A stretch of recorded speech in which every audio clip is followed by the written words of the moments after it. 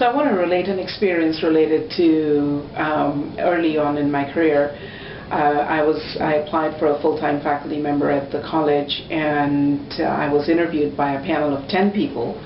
One of the people on the panel was my then department chair of the department, who was a male.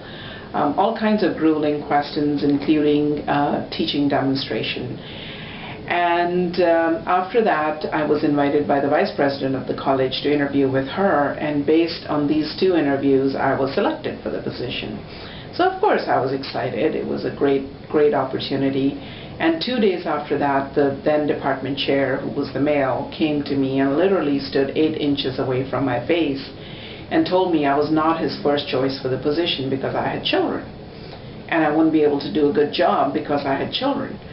And of course, naive as I was at that time, I just kind of laughed off his suppositions about my abilities. Many years later, I thought about it, that I should have confronted him to ask him if my brain had also been sucked out of my body while giving birth to my kids. But I didn't.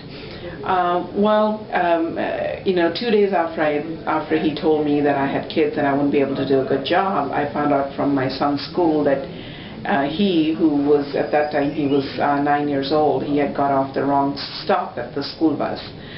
And I ran, of course, from work and collected my son safe and sound. And next day I was soundly told off by the same department chair that this was a 40-hour-a-week job, and if I had to run off for my kids like that, I wouldn't be able to do a good job at it.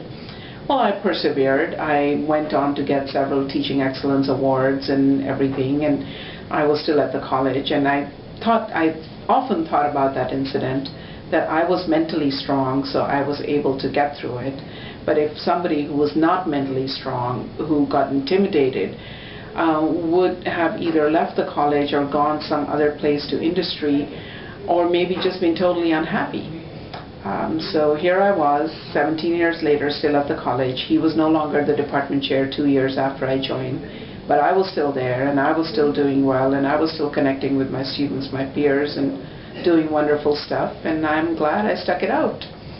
Okay, thank you.